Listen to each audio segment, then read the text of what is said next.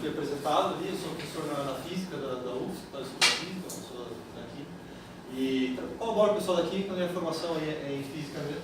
Eu vou apresentar, falar um pouco sobre dinâmica molecular aí, né, e ver como é que a gente pode usar esses métodos de energia livre aí para esse o CADD, né, Computer Aided Drug Design, né. Então, vocês da química sabem que é caro, você trabalhou, você sintetizar moléculas, você expressar proteínas, você fazer esses binding assays, né. Então, se você puder, nos primeiros estágios, para filtrar ligantes aí com alta afinidade de maneira computacional, com certeza você consegue economizar tempo e dinheiro aí, né, nos primeiros que você estava buscando uma biblioteca de moléculas. Né? Então a ideia é essa, né, você acelerar essa descoberta aí nos primeiros estágios, usando a dinâmica modular com esses métodos de energia livre aí que eu vou explicar. Então a minha apresentação lá era um pouco mais longa, era uma hora e meia, né, então eu falei um pouco sobre dinâmica modular de maneira geral, então eu vou passar rapidamente aí essas partes, até porque alguns já conhecem, e vou direto ali para a parte dos cálculos de energia livre, principalmente de maneira automatizada. Né? Então, falar aí sobre, né, como é que surgiu a dinâmica molecular, aplicações ali, né?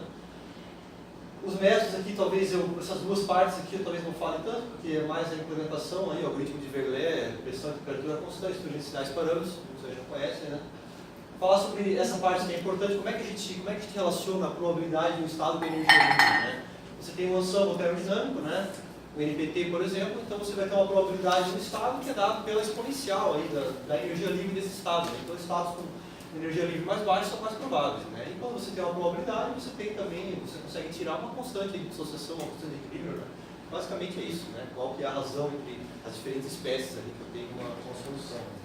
Aí falar sobre alguns dos métodos, eu vou falar especificamente sobre métodos alquímicos aí, perturbação de energia livre, integração termodinâmica, vou falar sobre o umbrella sampling também. Já trabalhei com outros, só que esses são os mais eficientes aí, que eu tenho um objetivo muito específico aí, tá? Então eu busco sempre o melhor método que eu estou querendo, apesar de já ter experimentado aí, né, tentado vários. Né? Então eu ia falar uns resultados, falar dos complexos de Rutten, que foi ali com a Carla, uns 2 quadros aí, só para mostrar aí essa parte aí que a gente fez, né? E aí depois falar sobre calcular essa medida de ligação, esses domínios Brown, esse programa que eu escrevi, que está completamente pronto, eu preciso terminar alguns detalhes do código aí, mostrar como é que isso tudo funciona. E aí falar uma outra coisa também que eu divulgo muito, né, qual foi o salto de performance e diminuição de custos aí quando você usa essas placas de processamento gráfico, as GPUs aí, né. Então eu vou dar até um exemplo de um build aí do computador, que o custo consegue rodar muita coisa a um preço bem acessível. Então aí vários tipos de simulação. Né? Então o permeability, esse aqui é o Carpainello Molecular Dynamics, que já ouviu falar, basicamente são cálculos eletrônicos que evoluem no tempo. Então esse provavelmente é o mais sofisticado aí. Atualmente, eu trabalhei com um cara que fez uma dissociação do DNA CL em solução, aí bons resultados. Ela mostrou que realmente a partir de 5, 6 anos estão na água, um íon não vê mais o outro ali. O dielétrico ali dava realmente muito forte, quando ele mostrou isso. Né? Híbridos aí, que é NMM, a ideia realmente é muito boa, um pouco difícil de montar. Né? Você está crescendo aí essa área, né? Mas ainda não é tão rotina assim. Os clássicos polarizados, por exemplo, aí o Almoeva aí é um deles, né? Também tem muito futuro, mas ainda a parte de parametrização ainda tem que ser um pouco, né? Eu vou falar especificamente desse aqui. E aí tem o Coarse Grain, que é sorvete implícito, né? Mas eu vou falar especificamente desse. Esse aqui ele não vai resolver a equação de Schrödinger igual esse aqui, ele vai resolver a equação de Newton, né? Força para massa e aceleração. Ou se preferir, a força e o gradiente do potencial. Né? Potencial, massa e aceleração. Segunda lei de Newton, basicamente. Mas, segunda lei de Newton para um corpo é fácil, né? Quando você tem muitos corpos, aí o negócio complica rapidamente. Né? Sistema de corpos aí, até em muitas áreas físicas sem solução. A parte histórica, rapidamente, a primeira simulação foi feita pelo Martin Carbuz, meu prêmio Nobel em 2013. Né? 500 átomos por 8 microsegundos, foi crescendo rapidamente, aí esses mesmos sistemas agora solvatados já conseguiram simular por 1 milissegundo em 2010, e um pouco mais recentemente conseguiram simular uma capa do HIV inteira aí, né? Em 2013, né? Então 104 milhões de átomos por 2 microsegundos aí, né? Então, isso aí já mostra como esse negócio tem evoluído rapidamente aí. Não só em termos de simulação, como o tamanho do sistema, né? Esse que obedece ciência inteira, unicidade, né? Não é tanto. Esse aqui é o meio termo lá, então, então as aplicações rapidamente aí, né? Eu como físico não busco tanto contar uma história, eu quero pegar os microestados, né? Então eu sou da área de mecânica estatística, eu quero microestados, eu quero pegar o pedaço que eu quero do espaço de fase e tirar a informação macroscópica que eu quero, no caso de energia de ligação. Então muita gente faz a evolução temporal para observar, até traz algumas reflexões aí sobre o que pode ter, mas eu gosto de números, eu quero fazer uma coisa rigorosa do ponto de vista de mecânica estatística, que é justamente isso, né? Você a partir dos microestados e dos macroestados. Então você analisa o processo de equilíbrio, também tem processos dinâmicos, transição de transportadores é um exemplo, né, de fora para dentro. Então, dobramento de proteínas aí é uma aplicação, e a outra ligação de pequenas moléculas ali, né, ou até moléculas grandes, peptídeos ali, a proteínas, né. Então essa aqui tem muita aplicação farmacêutica, isso aqui também, algumas doenças aí tem a ver com um dobramento errado aí, talvez o exemplo seja o Alzheimer aí, ou a amilose beta aí, né, desaprende como se dobrar, né. E esse aqui também tem bastante aplicação, justamente de achar ligantes que possam inibir aí alguma coisa que está atrapalhando aí, ou consertar aí alguma função aqui. Então essa é a relação, né? Então a constante de sucessão pode ser relacionada com a diferença de energia livre dos dois estados. Então a exponencial de menos energia livre sobre KBT é igual à diferença das probabilidades. Então você pode relacionar isso aqui com essa constante de sucessão. Então isso significa que se eu consigo calcular o ΔG na minha simulação, eu obtenho o KD também. Tem várias maneiras de medir o KD, você tem o IC50, você tem o IC50, você tem o tal do alpha screen, que é um dos dados, você tem titulação ICT, né, Isometric Titration, ITC, né, calorimétrica, né, calorimetry. Tem várias maneiras de medir isso aí, mas basicamente isso mede a afinidade. Então se eu consigo medir o ΔG, eu consigo medir qual que é a afinidade do ligante aí de uma proteína. E vários ligantes aí, se eu estou procurando um com alta afinidade. E seletividade também, não vamos esquecer da seletividade, que não quer efeitos colaterais. Então a afinidade é importante, mas a seletividade também. Você quer que ele só vá no lugar que você quer, e não quer que ele fique se ligando a outras proteínas que vão gerar efeitos colaterais indesejáveis. Então, parte dessas que eu vou falar rapidamente, estudos iniciais, quem conhece, você tem uma database gigantesca aí de DNA e proteína, ressonância magnética nuclear, cristalografia de raio-x, essa aqui em solução, essa aqui você tem que cristalizar antes, você pode trabalhar um pouquinho a estrutura ali. Né? Então, na simulação, a gente basicamente põe isso aqui em água, você pode colocar na membrana, você quer proteína de membrana, você tem um receptor de glutamato, ele tem um ligante, aí ele abre o canal de cálcio, se não me engano, e aí o potencial de ação segue para o próximo. Então, basicamente é isso, né?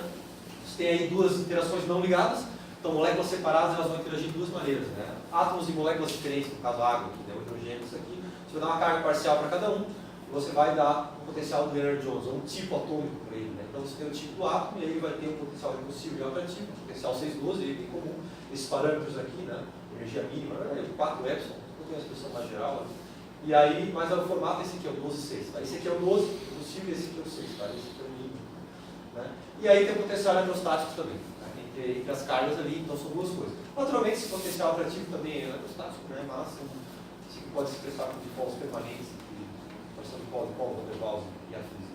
Então essas são as interações não ligadas, é assim que os átomos de moléculas, até a mesma molécula, né? Exclusão 4, né? Tem vários tipos aí. Mas átomos que não estão diretamente ligados vão interagir a partir do potencial eletrostático e do potencial do Lennard-Jones aí. Tem os parâmetros ligados, né? Então você vai ter uma ligação química aqui, que vai ter uma constante de mola. Então a gente aproxima uma ligação química com uma mola, um oscilador harmônico ali.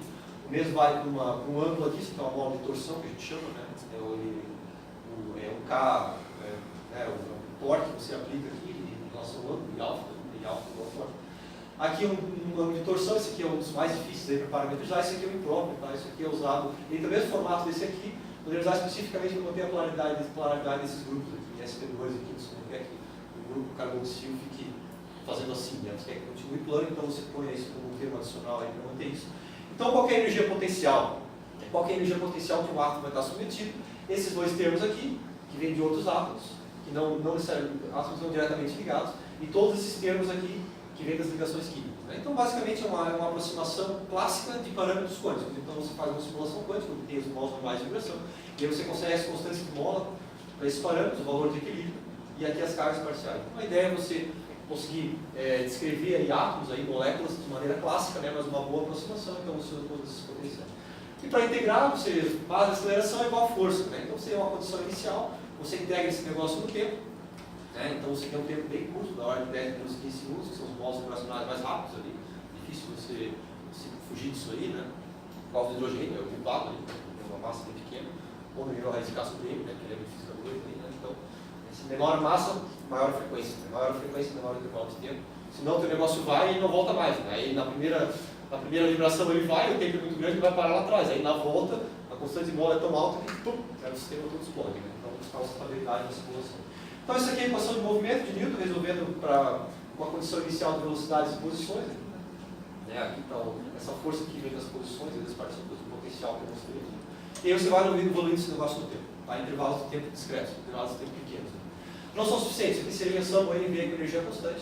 Você naturalmente precisa a gente trabalha geralmente com pressão e temperatura constante, então você põe mais alguns termos de equação de movimento. Tá? Então você põe um termo para trocar calor aqui, e você põe outro termo como pistão aqui. Esse pistão vai fazer o sistema encolher ou aumentar para manter a pressão constante. Tá? Então isso aqui está incluído nessas equações de movimento.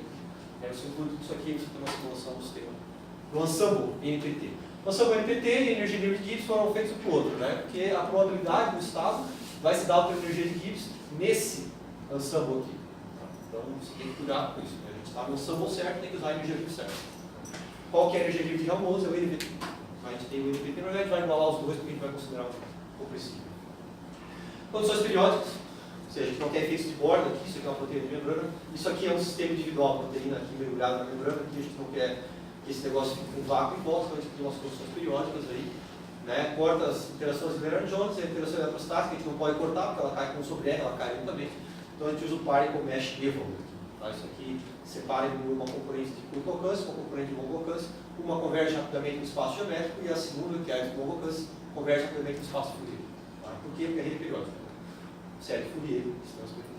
Então, na verdade, quando você está simulando, você está vendo aqui uma camada cheia e tudo isso aqui empilhado. Né? Então, se for proteína, você está vendo uma membrana enorme, cheia de proteínas e um empilhado em cima do outro. O fato d'água ser um potente dielétrico e ajuda também, mas a gente sempre tem que calcular isso aqui. Isso aqui é o mais caro da simulação. A simulação é cara por causa disso aqui, isso é o mais demora. Então, é o termo dos mais importantes, mas também os que mais lentos. Então, a gente pode ver uma demonstração rápida de como é que a gente se relaciona a energia livre com a probabilidade. Então, eu igualo aqui o potencial de Helmholtz. O termo que vem de Ceresílio, estou calculando a energia livre de ligação ao volume da célula, praticamente não vai variar e a correção é muito pequena, só multiplicar os dois, para dar uma energia bem baixa, tem uma diferença, geralmente nem tem, se a água, a caixa é grande. Então, isso aqui é a probabilidade, a entropia, né? A entropia aqui é a constante de Boltzmann, vezes o N por número de microestado. Então, se você juntar esse negócio todo aqui, você vê que a probabilidade acaba sendo a energia livre de Gibbs ser igual a 1 menos TS. Tá? Se você iguala, aí você tem que integrar a função partição entre todos os volumes possíveis. Tá? Mas como o volume aqui a variação do volume é expressível, basicamente eu jogo o volume para fora, né, integral, e absorvo ele na constante lá, na própria função partição. Então, o que acontece? O que significa isso? Significa que se durante a simulação eu consigo, vamos supor que eu tenho uma simulação com tempo infinito, né, eu posso simplesmente medir o tempo que o ligante passa ligado na proteína, o tempo que ele passa separado, divido um pelo outro, que vai dar a probabilidade, e obtenho a constante de equilíbrio diretamente. Mas isso raramente isso é possível. Né? Se você tem que ter ordens de minutos aí, né, para você conseguir ver, para você conseguir explorar o espaço de fase de maneira suficiente para você obter isso aqui diretamente. Então, o que a gente faz? Ao invés disso, a gente calcula esse termo. Então, você cria um caminho entre dois estados, e aí nesse caminho você obtém essa quantidade aqui. A partir dessa quantidade, aí você obtém a diferença das probabilidades, a razão das probabilidades, e aí você obtém a constante de equilíbrio. Tá? Então, em princípio, você poderia obter isso aqui diretamente, né, que é o que você está fazendo, por exemplo, até um experimento, né, você está medindo a razão das concentrações e a razão das probabilidades, porque eles são na mesma caixa. Né? Mas, a gente na simulação vai medir isso aqui. Então essa aqui é a grandeza que a gente quer, energia livre de Gibbs, para a gente poder relacionar isso com os experimentos. Então, por que isso aqui não é, na simulação vai ser difícil? Então, se eu começo com o estado ligado, ele está num poço enorme aqui de energia livre de Gibbs. Então, ele não vai sair de lá, ele vai demorar um tempo. Eles fizeram uma conta rápida, aí tem uns 35, 30 kcal por mol. Fizeram uma conta rápida de taxa de transição, vai dar um tempo bem lento. Então, eu não posso esperar para esse negócio sair daqui. E aí, depois que ele sair, ele tem que voltar. Porque não basta eu simular o estado aqui, eu tenho que simular o estado na proporção correta. Então, teoricamente, ele teria que ir e voltar várias vezes. Então, não é possível, não é viável fazer isso agora. Né? Simplesmente não tem capacidade computacional existente que seja possível. Né? Então, a gente, por causa desse esforço de potencial, particularmente no estado ligado, aqui a gente vai calcular esse ΔG aqui, e aí com isso, né, relacionando isso aqui, a gente tem as probabilidades, e aí a quantidade macroscópica que é constante. Então, a primeira delas aí, né, um dos métodos aí de fazer isso, né, esse aqui pode ser pensado como uma transformação alquímica ou um decoupling aí, né? Você está desacoplando aí as interações da molécula no resto do sistema, né? Então, a teoria da perturbação, né? Quem já estudou quântica lembra aí, né? O que é a teoria da perturbação? Você usa os mesmos estados com uma hamiltoniana diferente, né? Então, é isso que você faz. Você simula um sistema com esse hamiltoniano aqui. Então, o sistema está sendo simulado com esse hamiltoniano. Você calcula a energia livre, a energia, não a energia livre, o potencial. Então, o sistema evolui com esse lambda I aqui. Só que você também calcula a energia do sistema com outro hamiltoniano, que é um lambda um pouco diferente. E aí você obtém a diferença da energia potencial entre esses dois, aí você joga na equação de Swan-Zig aqui, FP, Free Energy Perturbation, né? E aí você obtém aí, a diferença de energia. É necessário que os estados tenham uma boa sobreposição. Então eu não posso simplesmente usar aqui, né? o lambda igual a 0 e o lambda igual a 1. Você tem que dividir esse lambda em várias fatias aí, porque você quer que os lambdas vizinhos tenham um bom overlap entre os estados, né? Isso é o requisito necessário para isso. Então, você vai variando o lambda de 0 a 1. Na prática, significa basicamente isso. Você vai desacoplando as interações do ligante aqui na proteína e vai acoplando elas no solvente. Como se ele tivesse sendo teletransportado daqui para cá. Ele desaparece aqui e aparece aqui. Tá? Isso é feito usando o período da perturbação, usando intervalos pequenos aí de lambda. De duas maneiras. Você pode usar essa equação de Zwanzig aqui. Isso aqui ele depende do caminho, né? Então aqui é fácil você ficar preso no equilíbrio meta-estável. Então eu prefiro usar aqui a integração termodinâmica. Você escolhe uma série de derivadas aí, du de lambda, né? Durante a simulação. Você calcula derivada de vários pontos, esse método chamado quadratura gaussiana. É uma maneira bem boa. Se você tem a derivada em certos pontos específicos de uma função, você joga a equação para a quadratura gaussiana e ele te dá uma outra função. Então, aqui eu olhar o manual do Ember lá, ele explica como é que faz isso, mas não só isso, a teoria toda aí, vocês podem achar em outras referências. Então, duas maneiras, mas basicamente, resumidamente, né, o que você tem é isso que está acontecendo. Você está transformando o ligante. Então, o que eu estou querendo? Eu estou querendo calcular a afinidade do ligante com uma proteína. Né? Então, essas duas equações aqui, né, a integração termodinâmica e a perturbação de energia livre, elas podem ser usadas de duas maneiras. Uma delas é você ter um ligante inicial aqui e você transformar ele alquimicamente em outro ligante. Aí você vai obter qual que é a diferença de energia livre entre os dois. Você consegue medir qual que é a diferença da afinidade entre esses dois ligantes. Então, você não consegue saber qual que é a afinidade desse ou desse.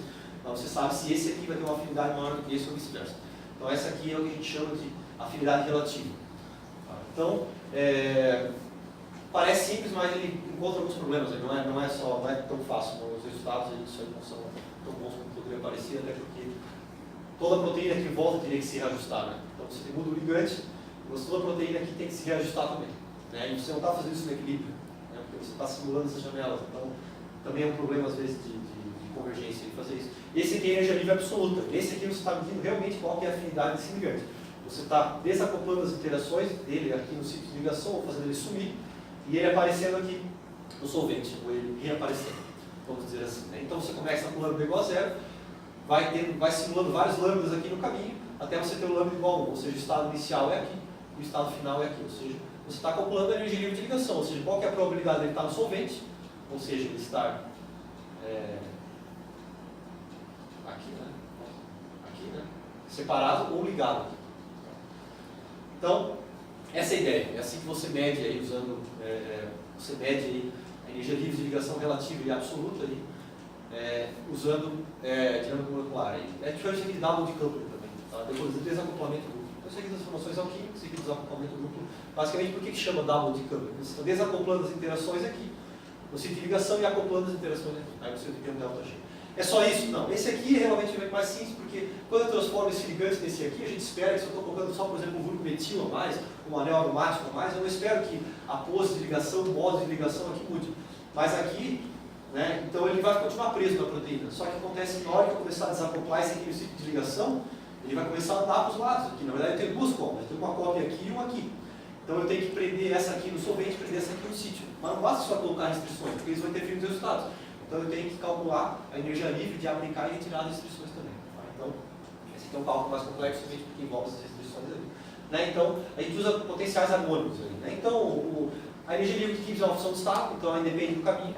Então, esse aqui seria o caminho direto. Né? Se eu pudesse ter uma simulação com tempo infinito, eu simplesmente mediria isso aqui, calculando quanto tempo que ele passa aqui e quanto tempo que ele passa aqui. Mas isso aqui é inviável. Então, eu escolho um caminho alternativo. Qual é o caminho alternativo? Eu estou aqui no sítio de ligação, e eu pego e aplico várias restrições harmônicas, eu aplico potenciais harmônicos para ele continuar ali. Para na hora que as interações daí com a proteína ficarem muito fracas, ele não sair viajando ali pela célula e ele não serve problema de convergência. Aí você pega e desacopla as interações, e aqui ele está no vácuo. E aí você põe de volta ele aqui no vácuo também, porque agora ele está no solvente. Aí você novamente acopla as ligações com o solvente, ou seja, abre e volta, e aí você retira as restrições.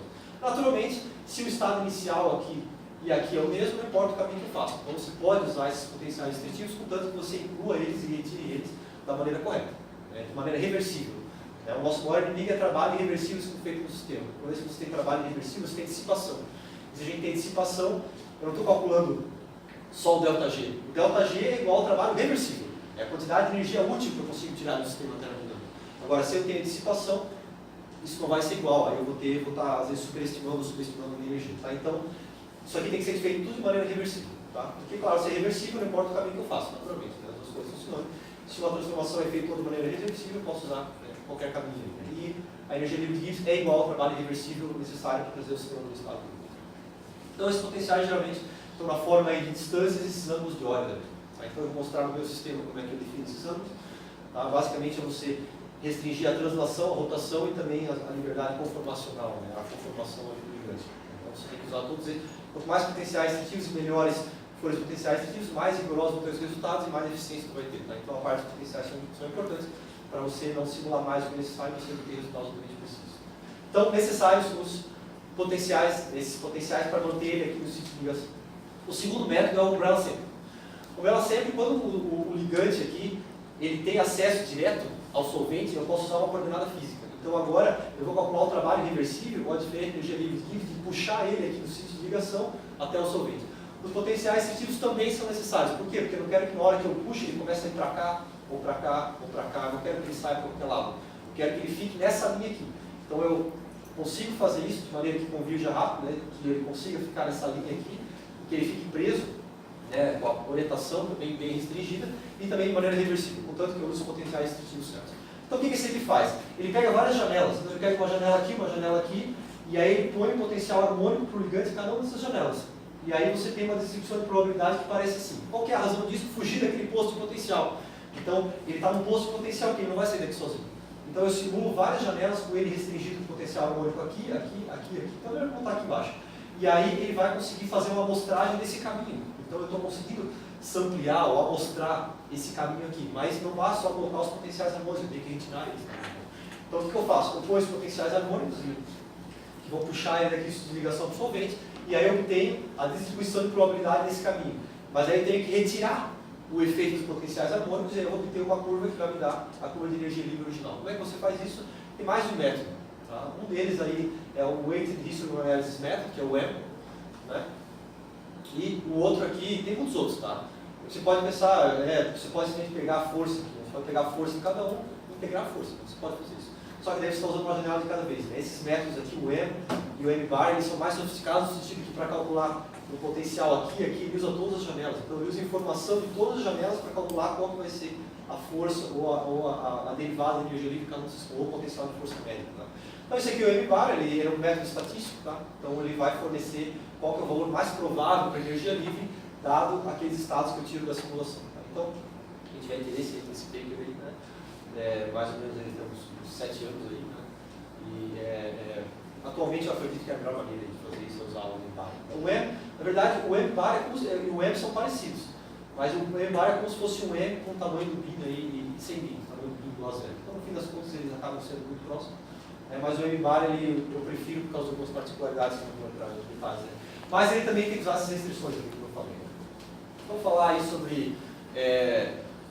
Falei sobre os métodos de energia livre, né? Falar sobre como que eu automatizei esse processo aí justamente para fazer duas coisas. Primeiro, refinamento de docking, depois ranquear ligantes. Então, vamos ver que realmente, né? Não adianta eu calcular a energia livre de ligação se eu não tenho a posição certa do negócio. E calcular a supercristalina também é caro. Então, eu quero saber a pose correta de ligação antes da supercristalina. Até porque na hora que eu tenho a supercristalina, eu já tenho a afinidade experimental junto. Eu já sintetizei a molécula, já expressei a proteína, já fiz todo o estudo, então eu jogo junto com o experimental. Então, duas coisas são necessárias. Primeiro, você achar qual que é a pose correta de ligação, que é o docking. E depois você conseguir comparar qual que é a energia livre de ligação de vários ligantes diferentes, para achar quais deles aí que vão ter a afinidade mais alta, que tem mais potencial em se ligar. Nos primeiros estágios, óbvio que tem muitas outras coisas ali, características, por exemplo, boa solubilidade em água, efeitos colaterais, claro que até chegar nos testes clínicos tem muita coisa. Mas isso aqui é um método útil para quando você tem uma proteína nova, que você sabe que tem potencial terapêutico, você está simplesmente buscando um remédio ou até uma sonda química aí para se ligar aquilo com a alta afinidade. Você tem uma biblioteca lá de 10 mil moléculas e aí você pode, antes de fazer o experimento, já ter uma estimativa de quais delas vão se ligar com alta afinidade. Para isso são necessárias as duas coisas, né? Obter a pose correta de ligação e também calcular qual a energia livre de ligação de cada um. Então esse método aí que eu venho desenvolvendo faz um tempo, parecido com o pessoal aí da UCSD, né? Faz justamente isso. Primeiro ele acha a pose correta de ligação e depois ele calcula a energia livre. Né? Falar rapidamente ali dos complexos de Rutherford, que não são cálculos de energia livre, cálculo de energia livre usando MMPBSA e MGBSA, mas esses são bem menos rigorosos que esse que eu vou mostrar aqui, então eu vou mostrar particularmente essa parte. Então, o que a gente fez ali, né, em colaboração com a Carla e com o Giovanni, né, a gente obteve os parâmetros disso aqui, dos complexos de Rutherford, que também tem potencial terapêutico ali, né, e a gente conseguiu fazer as simulações dinâmicas moleculares usando essas GPUs, então a gente conseguiu fazer 500 nanosegundos aí de simulações longas, e realmente não estou muito tempo para fazer, vamos ver isso em 2 semanas, né, até menos. Então, realmente, os GPUs aí realmente aumentam muito ali o desempenho, né. Então, a gente parametrizou, a Carla fez a parte de QM ali, né, eu fiz a parte lá do MCPD.py, que é outro programa do Ember, para ajustar as grandezas quânticas com esses parâmetros clássicos, que é a parte importante. Ou seja, obter o potencial do Bernard Jones para todos esses átomos aqui, alguns já estão no GAF, né, que já existem. Aí obter aí os parâmetros ligados, aí, a carga parcial de cada um. Tá? E a gente obteve bons resultados aí, né, uma coisa que nunca tinha, não tinha sempre fiscal de energia livre, mas a gente realmente conseguiu ver a ligação espontânea desse negócio. Né? Então, complexo aqui, os parâmetros do DNA que a gente usou do Ember mesmo. Foi muito legal isso, porque realmente a gente conseguiu ver aqui o complexo, que ele é aqui, esse aqui, né, a gente fez esse aqui. Tem uma carga positiva ali, então ele tem uma atração eletrostática relativamente forte, com o backbone, o DNA, porque está cheio de fosfatos, está cheio de carga negativa. Né? Então ele começa com essa atração, aí ele pega e entra ali e fica um tempo ali. E realmente, a gente, numa das simulações, ele gosta muito de ficar próximo aqui desses átomos N7 da guanina, né? Que é que forma a luz do DNA. Né? Então eles têm potencial de tratamento aí contra o câncer, justamente porque ele forma esses adultos aqui no DNA e aí diminui as neoplasias. Então, a gente não tem a parte de ligações químicas aí, né? A ideia era mostrar essa pré-associação. E aí, pré-associação, né? E aí mostrar que realmente se ele fica bastante tempo perto aqui, né? A chance de ele quebrar essas ligações da água aqui e formar esse adulto aqui aumenta bastante. Então esse foi o estudo, e a Carla fez a parte de DDA, né? E a Carla calculou qual que é o custo aí energético de tirar cada um desses ligantes. Né? Então a gente combinou quais ligantes que vão sair mais fácil aqui, né? No caso é as águas, né? Como que essa substituição aqui, né, afeta as energias também e a própria carga aqui, né, e também como que esse complexo hidrolisado aqui ele realmente tem uma pré-associação espontânea no DNA e fica muito fácil para essas águas aqui saírem, porque elas gostam de ficar aqui e são as que têm as ligações mais frágeis. Né. Então esse foi uma combinação de QM e MM, né, basicamente sem cálculos de energia livre, mas foi um resultado interessante, né, então trouxe aí para falar, né, porque a Carla também está envolvida nesse projeto. Mas principalmente a parte de energia livre envolve esses domínios Bromley. Né? Tantas proteínas, por que você foi escolher essa? Né? Então, os domínios Bromley estão relacionados a mudanças epigenéticas. Aí, né? Então, quem já ouviu falar de mudanças epigenéticas já sabe que o Lamarck não estava totalmente errado. Né? Então, de certa maneira, você pode modificar o seu DNA ao longo da sua vida. Né? Você não vai mudar a sequência do DNA, você vai ativar e desativar genes, você vai expressar uma proteína mais do que a outra. Né? Então, isso são mudanças epigenéticas. Né? Então, mudanças que vão além apenas da sequência de base do DNA. Então os domínios Bromo, eles na verdade são pedaços de uma proteína maior, e essas proteínas estão ligadas às mudanças epigenéticas, como elas recrutam, por exemplo, outra proteína para por exemplo, copiar um pedaço de DNA e levar lá, né, para o ribossomo. Mas não é, a função dela não era tão importante. Eu escolhi os domínios Bromo porque são proteínas não muito grandes, relativamente rígidas, né, então fica mais fácil. E os ligantes também estão expostos a solventes, significa que eu posso puxar eles usando bormela sempre com problemas ali de choques histéricos ali, né? Tem uma grande biblioteca de ligantes com estruturas e afinidades experimentais. Então eu comecei, né, primeiramente com estruturas conhecidas e depois tentar um ritmo preditivo, tentar prever aí essas coisas. Né? Então eles têm propriedades aí que são ideais para fazer esses cálculos de energia livre de ligação para várias moléculas. Devido à grande biblioteca de ligantes, eles têm proteínas ali não tão grandes, né, não é tão custoso para simular e também não são tão flexíveis. Então esse aqui é as restrições que eu usei, né? Então foi das restrições, né? Então esse esquema aqui eu estou mostrando as restrições aqui translacionais e rotacionais. Então essas restrições aqui que estão aqui, elas impedem que a proteína, eu mantenho a proteína no referencial do laboratório, ou seja, ela não vai rodar e ela não vai sair andando aqui, né? Então o que são esses três átomos aqui? Esses três átomos são átomos que eles não são átomos, eles simplesmente não estão interagindo, são três pontos fixos que não interagem com o resto do sistema, ou dummy erros, né? E aí você fixa ele no espaço, e aí ele, como fixo no espaço, está fixo em relação ao referencial do laboratório, e aí você mantém o ligante e a proteína também fixos em relação a esses três átomos aqui, de maneira que o ligante e a proteína não rodem, não girem, e também não saiam andando ali no meio da célula, né? Então isso chama-se de restrições TR, Translational Rotation, né? Translacionais e rotacionais, né? Então você faz isso usando esses ângulos de Euler, né? Então para o ligante como é que funciona, né? Então você tem aí 3 graus de hibridade translacionais, né? Então um deles aqui, essa torção T1, que é isso aqui, né? Então ele não vai poder fazer assim. Aquela distância ali é essa aqui, então ele não vai poder ir para frente e para trás. E aquela torção 2 ali, né? A torção 1 ali, né? Essa ali, isso, essa torção ali, aquela T1, impede que ele faça assim. Esse ângulo impede que ele faça assim, e aquela distância impede que ele faça assim. Né? Então, essa distância, essa torção e esse ângulo aqui são suficientes para restringir os 3 graus de liberdade aí translacionais do ligante.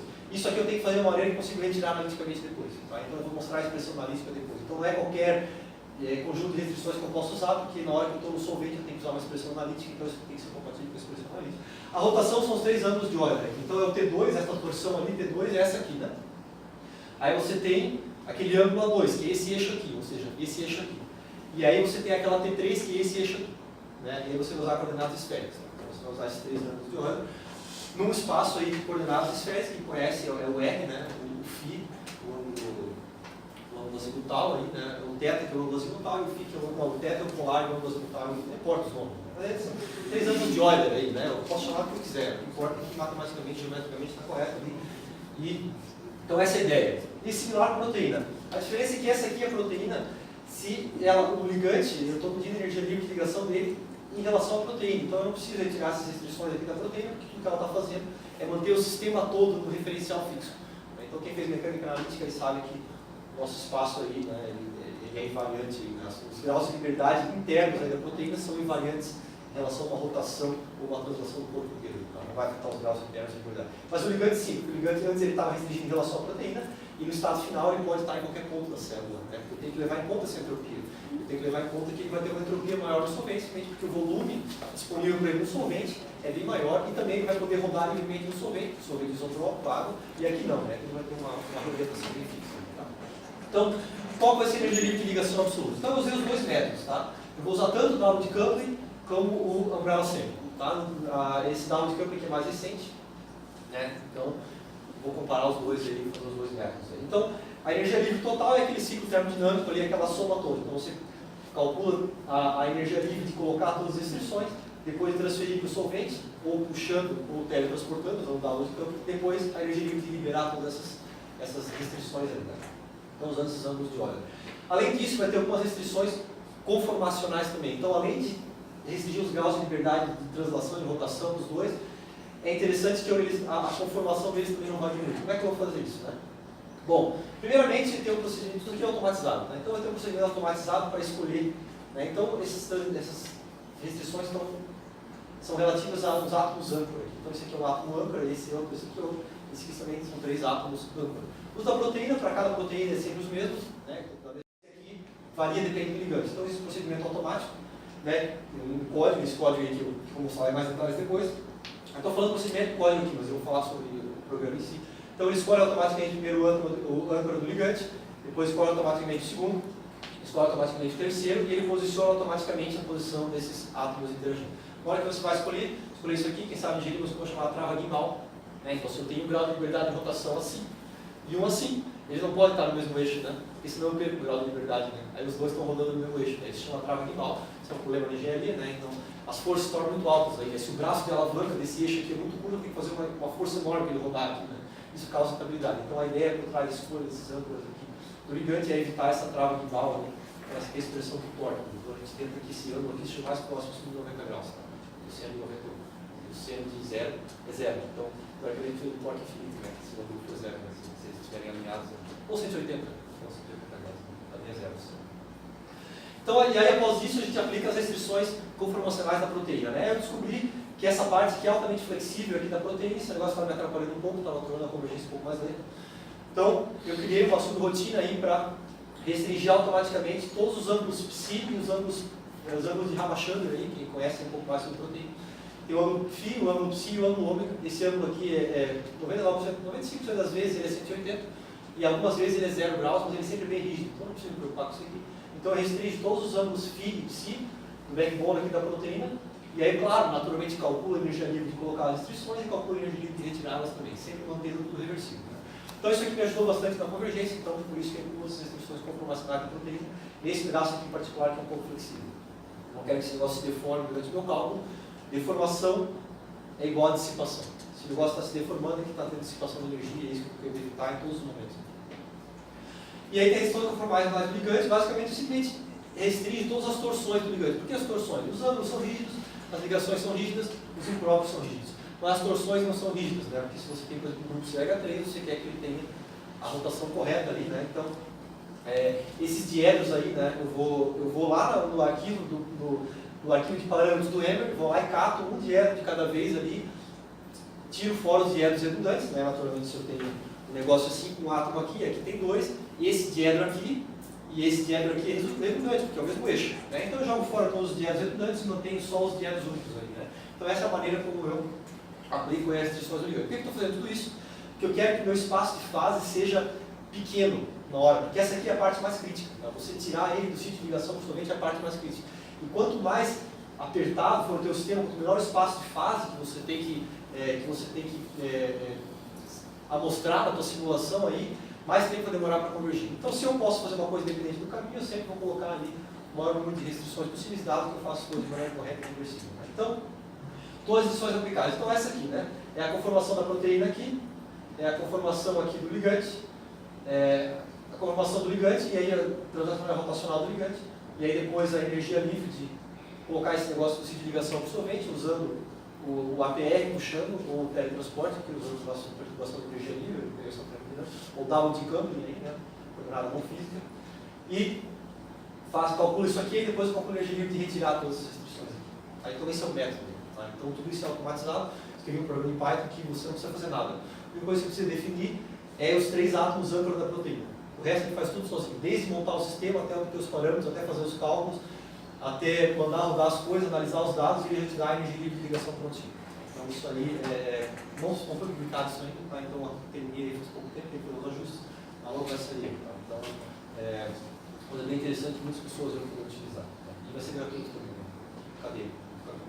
Então, todos eles são usados usando o M-bar. Tá? Então todos esses termos aqui, né, você vai aumentando o potencial harmônico. Então você começa com uma constante harmônica do potencial K, né? Aí o K começa em 0 até o valor final. E aí o valor final do K, né, você faz janelas aí, né? Então aí você usa o M-bar. O único que não é feito usando o M-bar é esse aqui, tá? Que é você retirar essas restrições translacionais rotacionais do ligante na solução. Simplesmente por quê? Porque eu não vou pegar uma caixa ali e aí ficar esperando o ligante andar na caixa toda e ficar rodando em todas as direções possíveis. Não vou fazer isso, vou perder tempo. Mas eu posso fazer isso analiticamente porque a água é isotrópica, eu posso usar o teorema de partição, né? Eu sei qual que é a energia média de cada grau de liberdade, então eu posso simplesmente usar essa expressão analítica.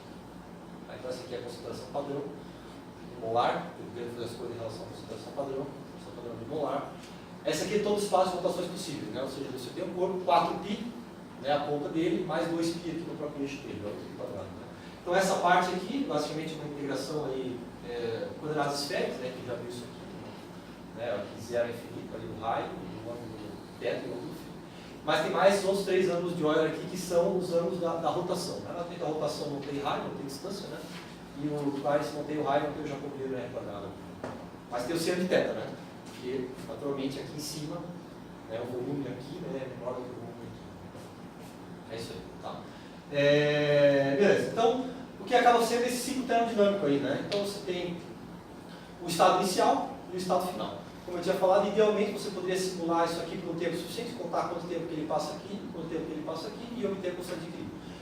A gente usa esse outro caminho que é esse. Então, o estado começa sem nenhuma restrição, aí eu aplico as restrições da proteína, aplico as restrições do ligante, afasto o ligante, tanto usando o double decoupling quanto o APR, e aí depois eu calculo a energia livre de retirar essas restrições. Então veja que o caminho, o estado inicial e final é igual independente do caminho aqui, né? E se tudo é reversível aqui eu posso usar esse caminho alternativo. Naturalmente, como eu falei, eu vou usar esse aqui, porque ele é muito mais eficiente computacionalmente, eu consigo fazer mais com isso. Então, cálculos de energia livre absoluta, eles têm que ter restrições. Vocês verem o cálculo de energia livre absoluta que não tem restrições, desconfiem, tá? Os caras fizeram muito errado. Então, testei esse procedimento primeiramente aí eu não coloquei a referência, isso aqui saiu no artigo do JCPC, tá? No passado. Então, desculpa, acabei não colocando aqui, tá? Mas bom, sei lá, pode procurar no Lattes alguma coisa, mas tá lá, né? Então isso aqui a gente mostrou que realmente a ideia era você testar em diferentes parâmetros. Então a gente testou o GAF, que é um conjunto de parâmetros aí do Ember, e o GAF2, que por aquilo que pareça, o GAF2 é pior do que o GAF, então fizeram o GAF2 para não ajudar muito. Né? E aí diferentes modelos de água. Usando o GAF com a água SPC, a gente teve bons resultados, com coeficiente de correlação 0,83. E um erro aí quadrático de 1,29, que foi o mesmo bom. Esse aqui 0,50 é o tal, que é como meio você consegue ranquear eles aí. Né? Então esses dois aqui ficaram um pouco mais para baixo, trouxeram o tal aí um pouco para baixo, mas a ideia, se você está usando isso inicialmente, você quer jogar fora moléculas que você tem certeza, vamos supor. Então você não precisa ranquear elas perfeitamente, só precisa ter um conjunto de moléculas que você sabe que vai ter pelo menos uma afinidade mínima, que você não precisa ficar sintetizando uma por uma ali. E realmente, as mais baixas aqui, nessa aqui que é a mais baixa, realmente está ali. E eu percebo que para outros ligandos, os testes que eu fiz, realmente ele consegue bem aí, distinguir entre uma coisa que realmente não vai ligar com uma energia de livre apreciável e outros que vai ter uma energia de livre ligação mais alta. E a correlação aqui é boa e o erro aí, quadrático aí também não é ruim.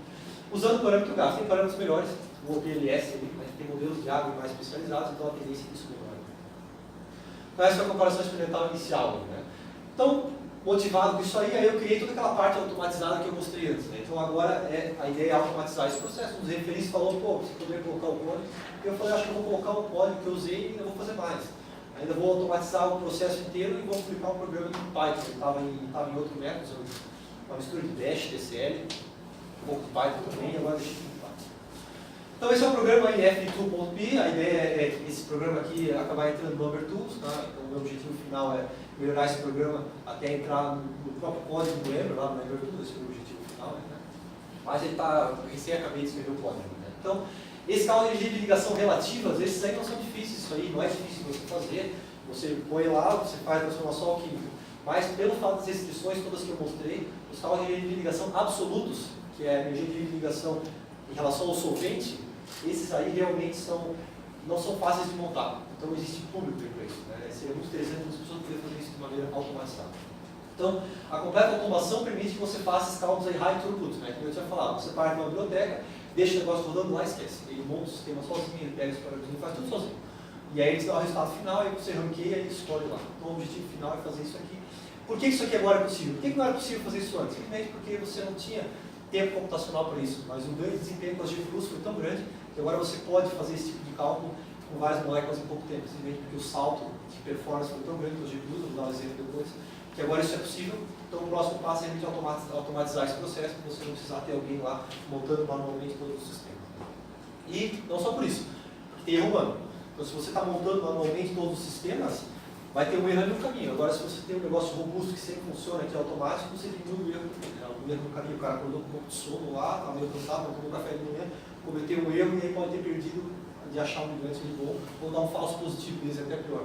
Aí outro pós-doc eu tenho que sintetizar uma molécula, um monte de coisa, sendo que desde o começo ela só foi uma coisa de uma candidata, por causa do erro computacional.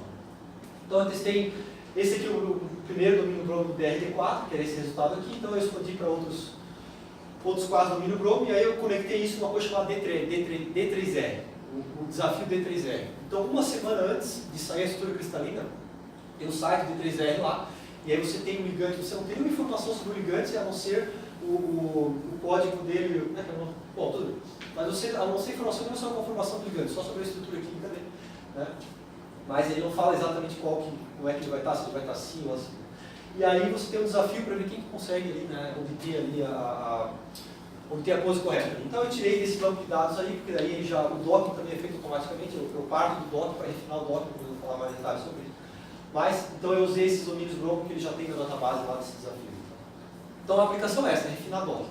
Não adianta nada eu ter um método bom para calcular a energia livre de ligação, né, se eu não sei a posição certa que ele se liga. Então primeiro, se eu não tenho informação nenhuma sobre o ligante, eu tenho que achar, né, eu até comentei quando eu falei assim, eu tenho que achar qual que é a pose correta.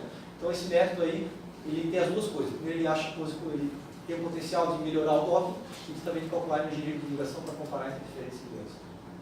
Então, a aplicação para refinamento de docking, ranquear ligantes também, ver quais têm uma afinidade maior, e naturalmente você acaba tendo um feedback, e aí com essa informação aqui para vários ligantes, você acaba melhorando os parâmetros também. E aí você vai ajustando os parâmetros e eles vão melhorando também, a partir de uma maneira totalmente automatizada e rigorosa de calcular essa energia de ligação.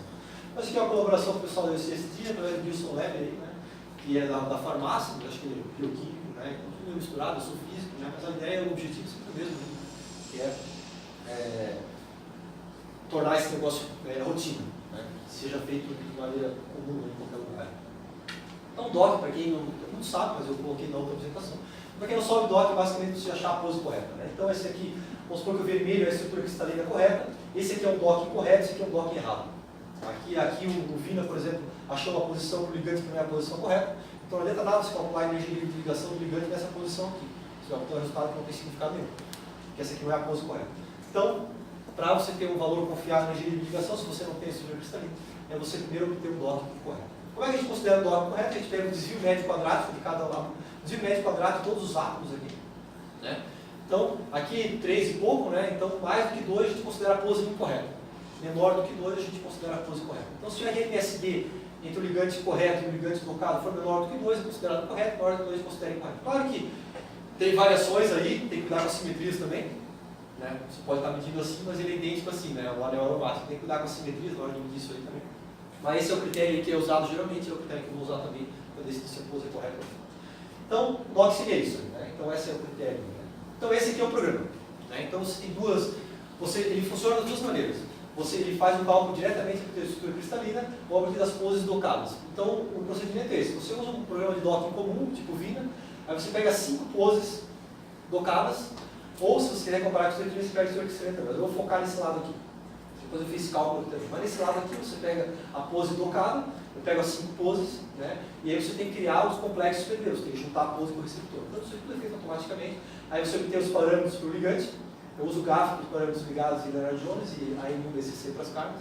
Mas no BCC é meio que tenta reproduzir o resto, que é um dos mais rigorosos, melhores atualmente. Aí eu alinho o sistema, faço toda aquela parte de escolher os átomos âncoras ali, com os dummy também. Põe o sistema em água e gero as restrições. Mas por que restrições? Tem restrições porque eu vou equilibrar essas poses. Eu quero já melhorar as poses usando simulações do equilíbrio. Então eu vou diminuindo as restrições lentamente no equilíbrio e ir achando o mínimo de energia ali, né? Então, todas as poses tocadas têm uma simulação de equilíbrio 80 nanosegundos aí. A ideia é, se o dock não estiver bem certinho, o equilíbrio, e ele acha pelo menos o mínimo local de energia, então quando eu estiver comparando a energia de ligação das poses, eu tenho certeza que eu estou sempre no mínimo local, simplesmente equilibrando o sistema, né? Pode acontecer da pose sair, da pose ser ruim e ela simplesmente não ficar no sítio de ligação? Sim. Aí o programa vai ver que o negócio saiu, vai considerar a pose instável e aquela pose acabou ali. Se a pose continuar ligada, significa que ela é estável, mas pode ter mais uma pose estável. Pode ter 4 ou todas as poses. Muitas vezes todas as poses ficam no sítio de ligação porque o dock ali já tem poses que, né, ele usa machine learning ali, né, e vai ter poses que pelo menos não vão estar muito fora. Então, você pega todas as poses que continuaram ali depois do equilíbrio. Aí, como as restrições são as mesmas, por quê? Porque o ligante, eu coloquei as restrições e fui soltando aos poucos aqui, mas durante o equilíbrio, quando eu tiro toda a restrição, ele pode virar assim. Então, eu tenho que escolher de novo todos os átomos âmbitos, então eu escolho tudo, os átomos âmbitos, os dummy-atoms e as restrições novamente.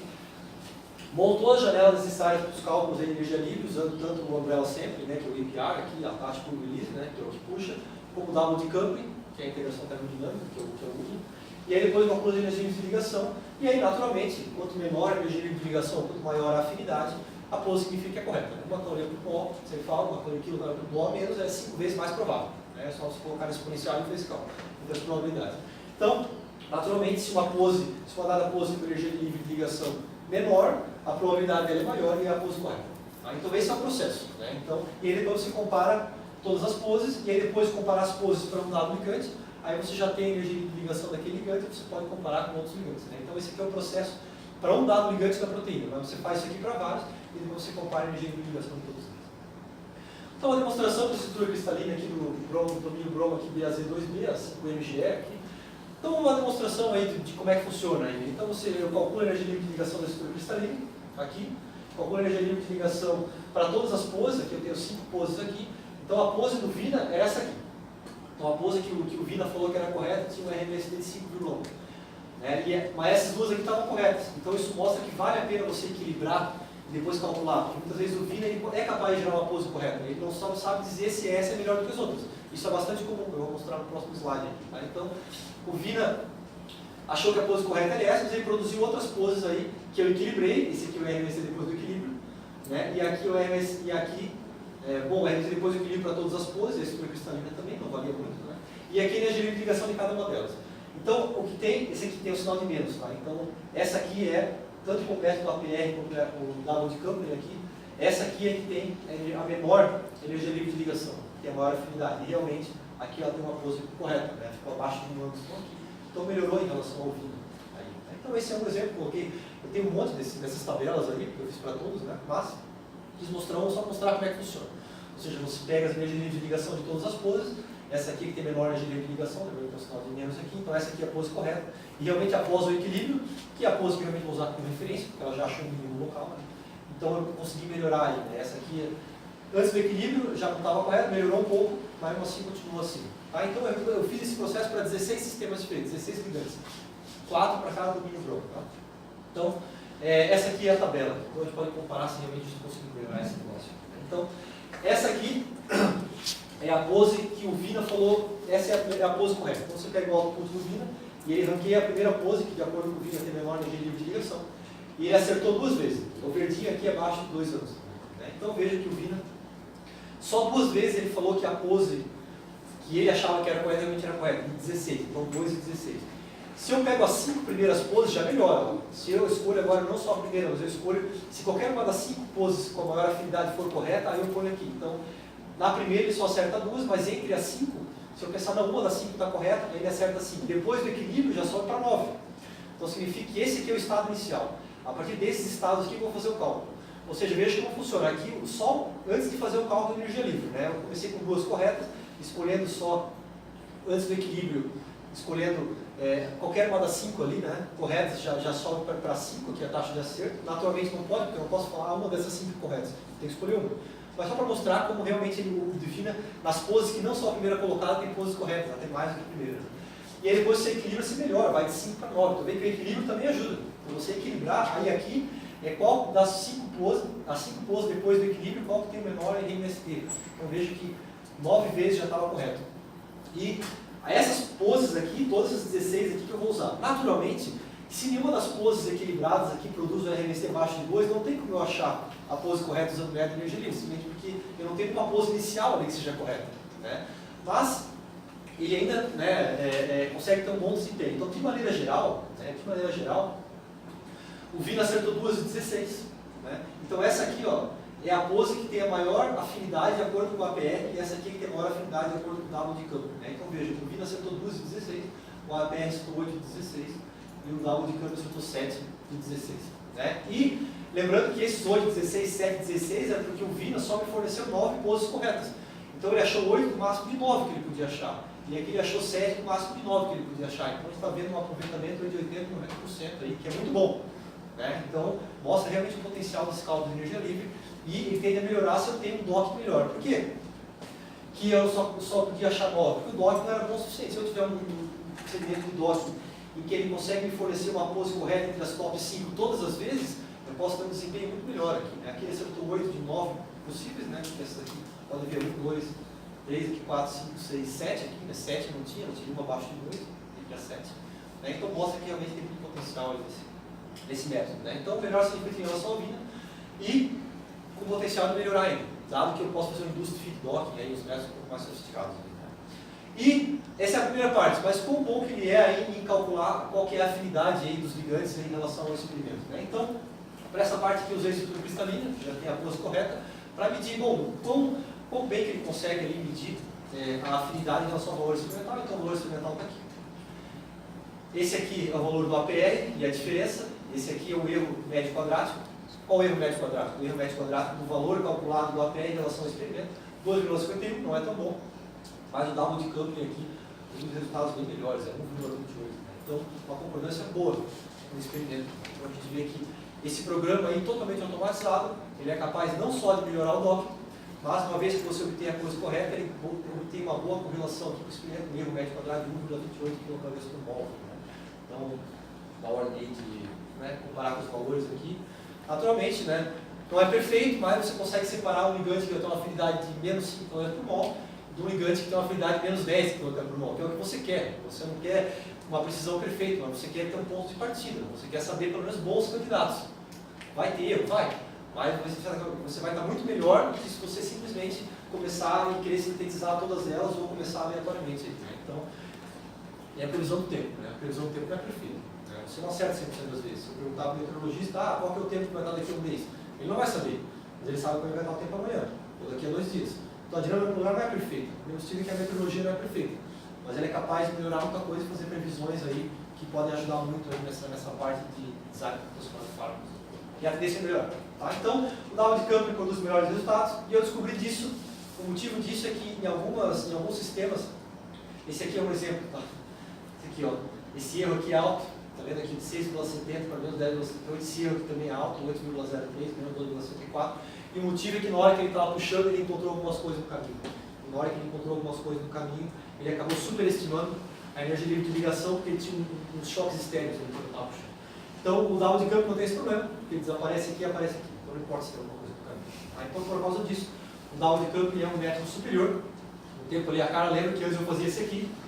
Então, cara, não deu certo, não ficou bom. Então, lembra que eu falava que eu ia fazer o outro, fiz, tá aqui, ó, e melhorou um monte, né? Então, eu fiquei muito feliz com isso, porque eu estava meio sem esperança, porque eu não tinha como evitar esses choques histéricos e manter o negócio automatizado, porque eu não podia alinhar a proteína individualmente para sempre ela sair sem ter nenhum choque histérico, o alinhamento tinha que ser automático. Então, o Dow de Campbell salvou a lavoura aí, né? Então, esse aqui é o método de escolha. Mas, vocês podem ver que a concordância entre os dois também é boa, né? Tem aqui, né? Então, pode ver que os valores são próximos, isso aqui também é muito bom, né? Basicamente, você está usando dois métodos completamente diferentes e que geram resultados aí próximos, né? Esse aqui varia um pouco mais, mas em geral eles concordam muito bem. Então, isso mostra a robustez de cálculo, mostra que os cálculos também estão bem corrigidos. Porque se você usa dois métodos completamente diferentes, condições iniciais diferentes, protocolos diferentes, chega em resultados muito próximos, você mostra que realmente você está chegando em algum lugar ali, né? Que realmente você tem uma coisa bem robusta que pode ser usada para melhorar os parâmetros depois. Então é isso, né? Então, como é que eu consegui fazer tantos cálculos de maneira automatizada? Então, vou falar um pouco sobre esse ganho de desempenho que eu sempre uso para concluir aí, né? Fazer a propaganda aí do Ember, né? Não tenho nenhum interesse aí com o Ember, mas como no Brasil o pessoal usa muito Gromax, usa muito o LAMPS, né? E o pessoal conhece pouco o Ember, né? Então, gostaria de mostrar aqui como que vale a pena você investir nas GPUs e também começar a usar o Ember para os ganhos de desempenho, né? Então, uma placa de vídeo, NVIDIA GTX 1070 aí, ela roda cerca de 200 nanosegundos por dia para o sistema de 40 mil watts. Tá? Então é bem rápido, bem rápido. Tá? Para você ter uma ideia, se você for usar a CPU, você teria que usar umas 300 CPUs para obter esse mesmo desempenho. Tá? Então, é caro fazer isso? Então está aqui. Né? Incluindo todos os periféricos necessários, naturalmente você não pode simplesmente colocar a GPU lá e conectar na tomada. Você tem que ter um computador, você tem que ter um processador, você tem que ter uma fonte. Né? Mas a vantagem do Ember é que ele roda inteiro na GPU. Então eu posso ter um processador mais ou menos. Eu até coloquei um processador bom demais ali. Eu poderia colocar um processador bem pior. O processador ele só é utilizado para escrever e ler arquivos. Então, isso significa que o processador não limita o desempenho do Ember, porque ele roda inteirinho na GPU. Ele usa a memória RAM da GPU. Mas a GPU é precisão simples, mas é que eles desenvolveram com o Ember especificamente um código que usa um tratamento híbrido. Então, quando ele precisa usar precisão dupla, ele usa precisão dupla. Quando ele precisa usar precisão simples, ele usa precisão simples. Os resultados ficam muito, muito próximos de você usar a precisão dupla. Tá? Então, os cumprimentos aí é o Ross Walker, né, que é o cara lá do San Diego Supercomputer, que é o chefe lá de quem desenvolve esse código aqui. Então veja, como a GPU aí, uma NVIDIA GTX tem que ser NVIDIA, não pode ser AMD, porque ele só funciona com o cubo, tá? Ele não vai funcionar com a Chibuca GL. 200 nanosegundos por dia. Então se você montar um computador aqui, né, é um computador aí que ele não é ruim, né? Isso aqui você pode montar aí em casa. A parte mais complicada é você colocar o processador em cima da placa-mãe, você tem que tomar alguns cuidados. Mas fora isso, é tudo conectado, você conecta tudo ali. Então, um computador com duas GPUs dessa, GTX 1070, que conseguiria rodar 400 nanosegundos por dia, você gastaria em torno de R$ 7.800. Né? Então, vejo que uma taxa de bancada de doutorado, em 2 anos, você consegue rodar 400 nanosegundos por dia. Você não precisa usar um grande ser nacional.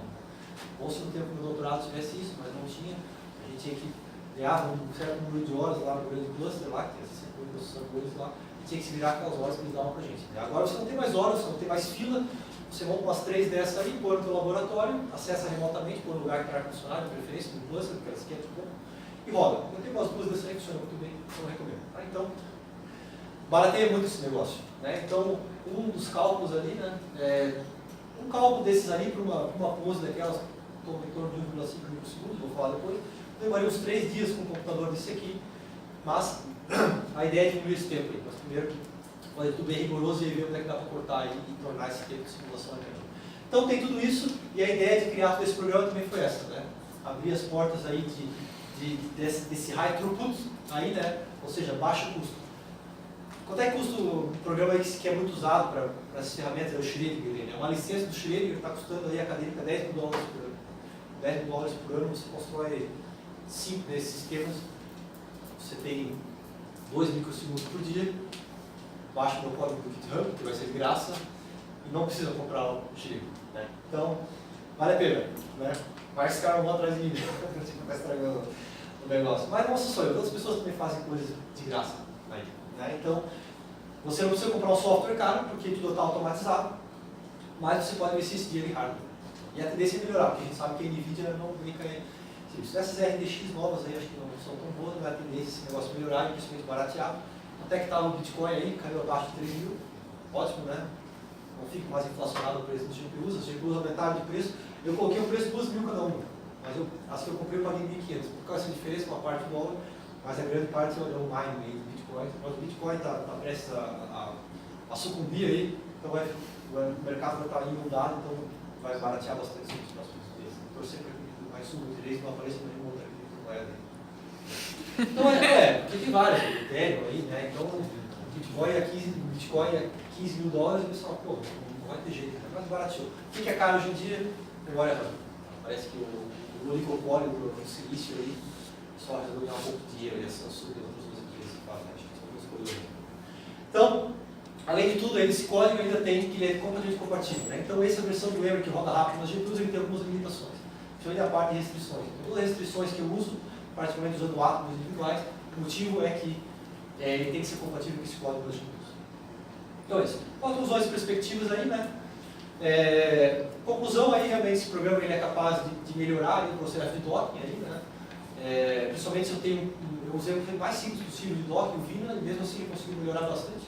Foi de 2 para 16 para 8 para 16. Né? E também é capaz aí de obter resultado com regime de ligação, porque depois do docking você quer ranquear os gigantes, então os dois aí tem uma boa desempenho.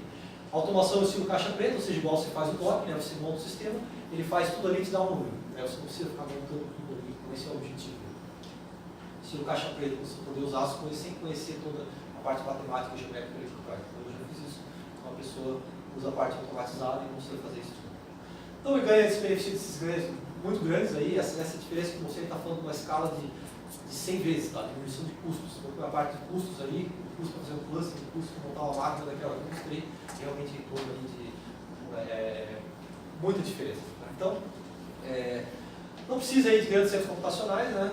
Então, um cálculo de maneira como está em torno de 1,5 microsegundos, mas eu vou acabar diminuindo, porque eu percebo que tem coisas que estão convergindo bem mais rápido, mas que eu ainda deixo um tempo longo para garantir.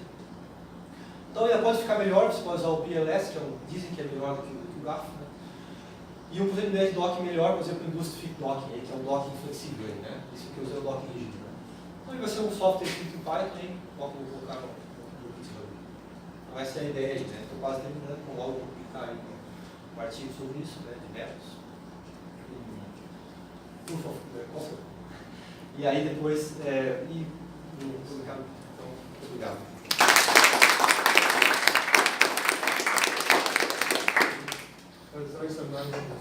Está aberto para perguntas. Pelo menos 2 perguntas para o presidente. Perguntas. Essa questão do Ember, por exemplo, que você mencionou, ele não é um código open source. Eu acho que não. Não tenho certeza. Eu acho que o pessoal ali no laboratório de Wilson Lab, eles mexem no código do Ember. Mas eu acho que ele acho que ele não é livre ainda. Você sabe que é uma licença que eu uso para o uso. Mas o Lump consegue fazer as mesmas coisas que o código, tipo o Lump faz, por exemplo, ou todas as funções? Sim. Tudo que na verdade, essas coisas, por exemplo, se dá perturbação de energia livre, né? Isso aí são coisas que o Ember também suporta, né? Então, essas coisas. Então, ele tem vários recursos, ele tem o Ember Tools também, ele tem várias ferramentas ali separadas. Né? Também ajuda muito no programa, você tem vários. Eu falei, a ideia é esse programa também, futuramente entrar no Ember Tools, porque aí você fornece o programa do Ember e você fornece várias ferramentas que podem ser utilizadas. Né? Perguntas? Professor, Ao quê? Ao DOC. Ao DOC. Sim. O pessoal da comunidade tem muitas críticas em relação ao DOC. Ele fala que você pode colocar até um caminhão ali. Ele vai achar alguma solução, né? Não necessariamente vai estar correto. Na sua opinião, quanto a gente consegue confiar nos resultados que eles nos fornecem? DOC rígido? Não, flexível. O rígido já é mais... O 2,16 aqui, então é baixo. Principalmente. Uma coisa, isso é uma coisa importante. Isso é uma diferença muito grande. Uma coisa é você pegar uma estrutura cristalina, pegar a proteína aqui, pegar o ligante, separar os dois e fazer o DOC de novo. Aí é muito mais fácil de achar. Porque o ligante já está com uma conformação certa e a proteína já está com o buraco do formato do ligante ali.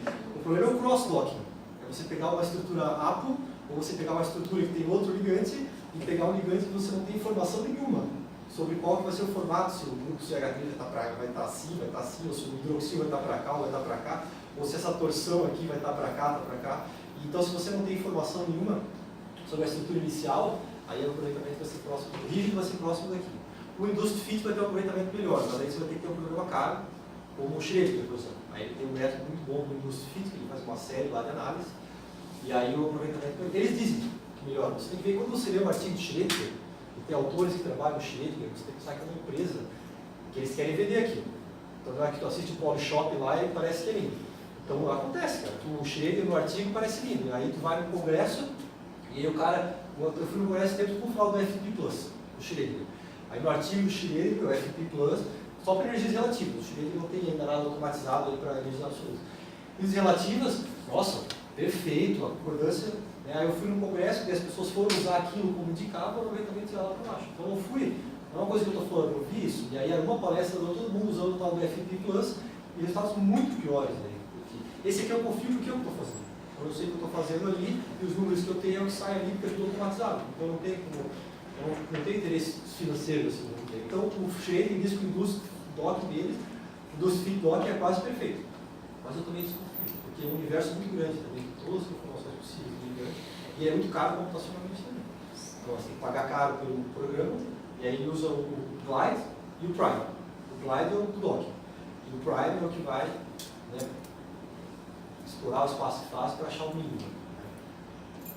Mas esse DOC é bom. Então tem DOC e DOC. É um DOC rígido do Vina, realmente dá para ver que 2,16 não é bom. E nos próprios artigos ali do Schroeder, o DOC rígido, o outro artigo que eu vi que ele acertou tipo 6 de 42. Então muito próximo do que eu tive aqui. Então lá falar, tu fez o Vina errado. Não, porque eu já vi artigos que falam que o DOC rígido, quando você não tem informação nenhuma, eu falei, uma coisa é você pegar os dois, separar e aí o DOC vai achar. Ele já vai começar no negócio certo. Então esse é rígido, porque a bateria já está com o formato do ligante no sítio de ligação. Mas sem informação é isso aqui. É isso aí que vai ter. 2,16 dá o quê? Sei lá, uns 15% aí, né? Então, né, realmente, sei lá, não, menos, né? 2 dá 8%. 2% aí, 8, 2 vezes. Vai dar assim, menos de 10%. Não, mais de 10%. Vai dar isso aí. 10% seria 1,5%. Um pouco mais de 10%. Baixo, em relação a tempo computacional para simular a proteína de membrana como ligante. Sistemas maiores. Sim. A proteína do ligante está olhando aí para uns 85 mil átomos, mais ou menos. Então você pode pensar que ele rodar 200 nanosegundos por dia, tu vai rodar 100 nanosegundos por dia. Então a perda não é grande. Né? Por causa do PME. Se eu tivesse o PME, eu ia com ele quadrado. Mas pelo fato de usar esse método, quase linear.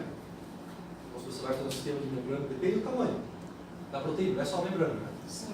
Então, mas o scale dele é bom. Então, se você tem 40 mil átomos, você roda 200 nanosegundos por dia, com a GPU. Se você tem 200, sei lá, 100 mil átomos, você divide isso aí por 2,5, mais ou menos. Então, ele funciona para sistemas grandes também.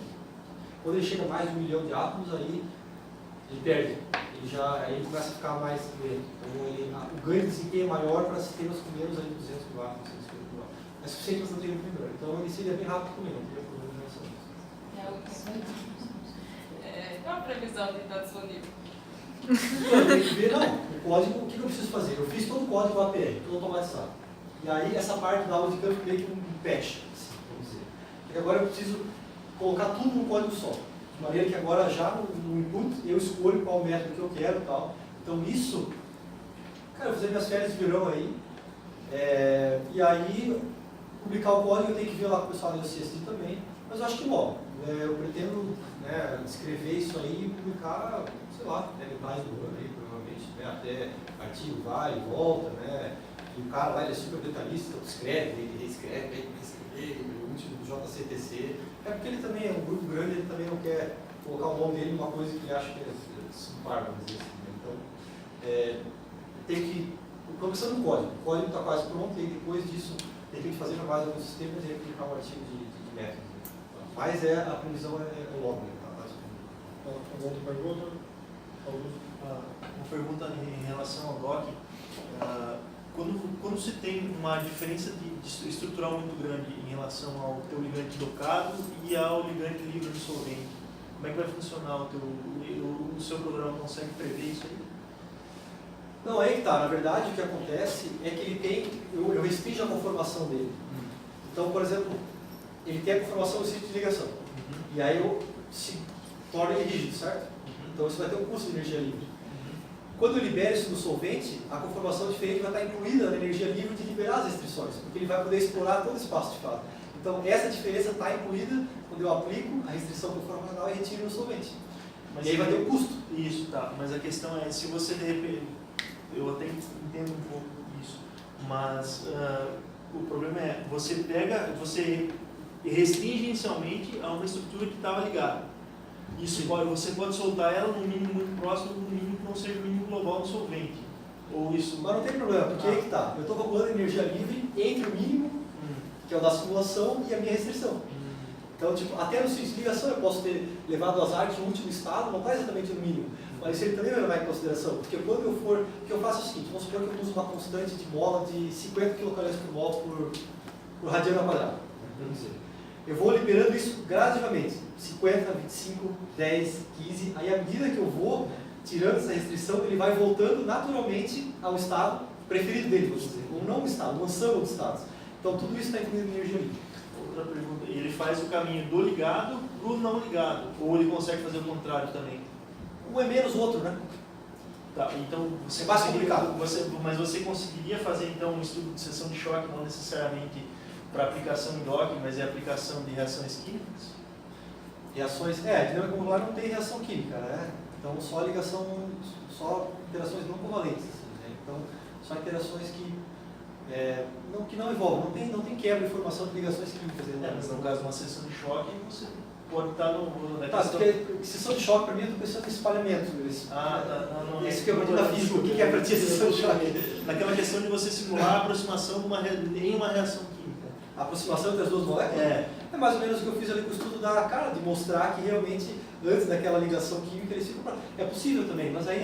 Mas ali tem DOC, é uma proteína, dá para trocar a proteína por um outro substrato e tentar fazer isso, então. DNA, tu pode usar qualquer receptor. No caso, ele não deu para usar no DNA, porque ele não tinha uma pose de ligação fixa. Ele ficava meio que rolando ali dentro daqueles buracos, grooves ali do DNA. Então, eu ia obter energia livre de um estado e na hora que eu retirasse as restrições, ele não ia ficar parado ali. E aí ia ter problemas de convergência. Geralmente, na proteína, você tem o ligante bem encaixado ali. Né? Então, de maneira que, na hora que você restringe a conformação do ligante, não tem problema de convergência dele ter muitos estados ali. E no solvente, tem um pouco, mas no solvente ele está livre, então uma entropia mais alta, e eu uso simulações mais longas, para me certificar que ele vai percorrer todo o espaço de fase, ele vai explorar todo o espaço de fase e todas as informações possíveis do ligante. Para você ter uma ideia, no solvente eu uso, acho que 15 janelas, né? 15 valores do K, com 20 nanosegundos cada um.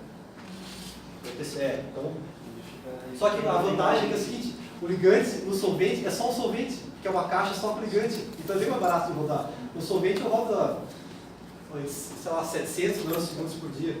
Então ele é bem mais, não sei, de 600, 700 no solvente. Então, ao mesmo tempo que simulações elas precisam, elas também são baratas, porque agora o ligante ele está numa caixinha. Você consegue garantir então que ele vale todo o espaço ali, que ele vai com certeza voltar para a configuração. Isso, e como é que eu garanto isso? Block Data Analysis.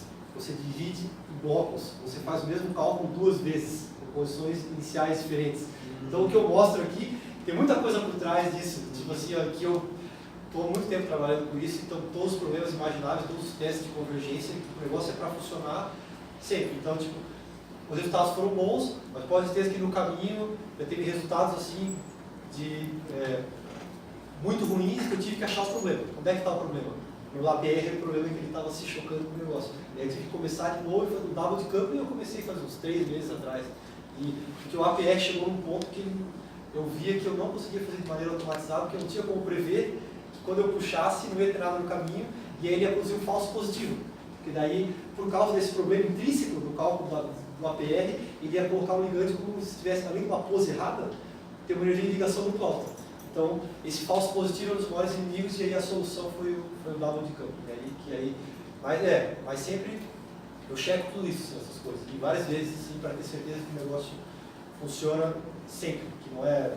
O null hypothesis é o meu maior inimigo, né? Eu sempre falo, né? Que a hipótese nula, basicamente, está vendo uma coisa aleatória que, por sorte, deu, né? Então, tu faz vários testes, por exemplo, tu ranqueia os ligantes na afinidade com a pluma, e tu ranqueia eles, por exemplo, por tamanho.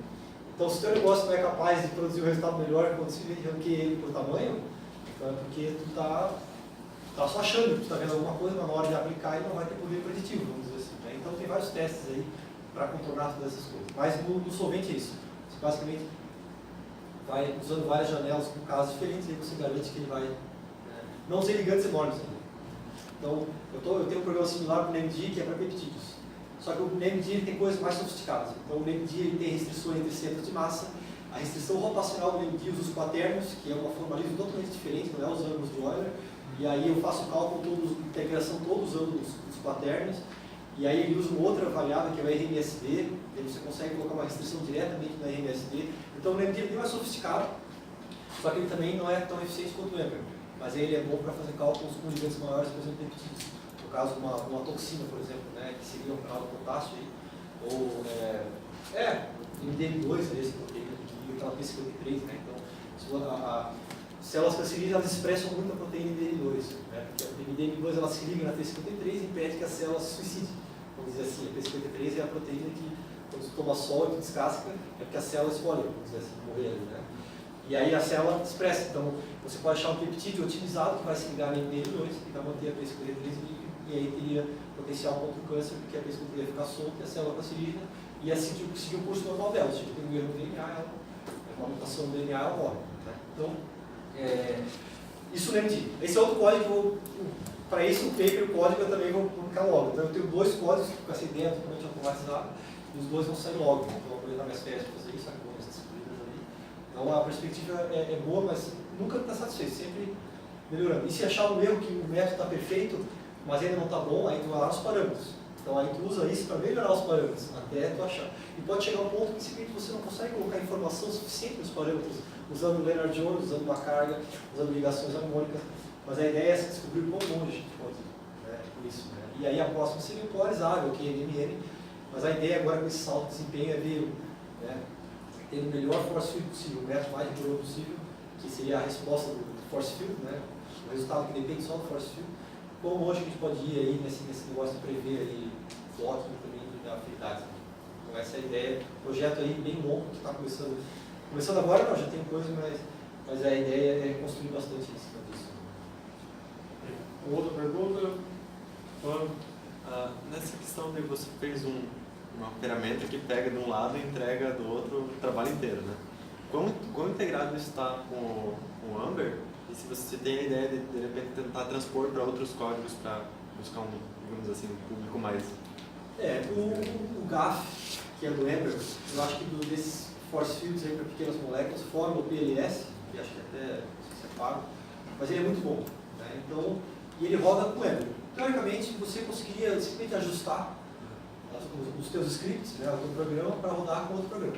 Mas é que o Amber, os parâmetros do GAF são considerados monstros, aliás, as energias de solvatação, com esses parâmetros são muito bons. O Amber é mais rápido atualmente, então tem um código que sai com esse CP do Amber. Então, esse é feito para o Amber, mas eu posso, por exemplo, usar o OpenMM, que é todo em Python, no futuro, tornar ele compatível com o OpenMM. Então é uma coisa para o futuro, uma perspectiva. E esse outro do NMD que eu falei, que o NMD tem essas funções mais sofisticadas, vamos dizer, né, os potenciais restritivos. Né. Mas a ideia é manter no Amber agora, mas no futuro talvez, né, se tiver daqui a pouco alguma coisa que queira trabalhar com o Open, pode fazer isso, mas não tem nenhum plano imediato assim, de fazer, mas é uma boa perspectiva, até porque amanhã, por exemplo, o Open pode estar mais rápido que o Ember, né? Então sempre tem que ter as portas abertas. Obrigado. Alguma outra pergunta? Eu acho que eu vou colocar. Vamos ver se eu vou surgir mais uma vez.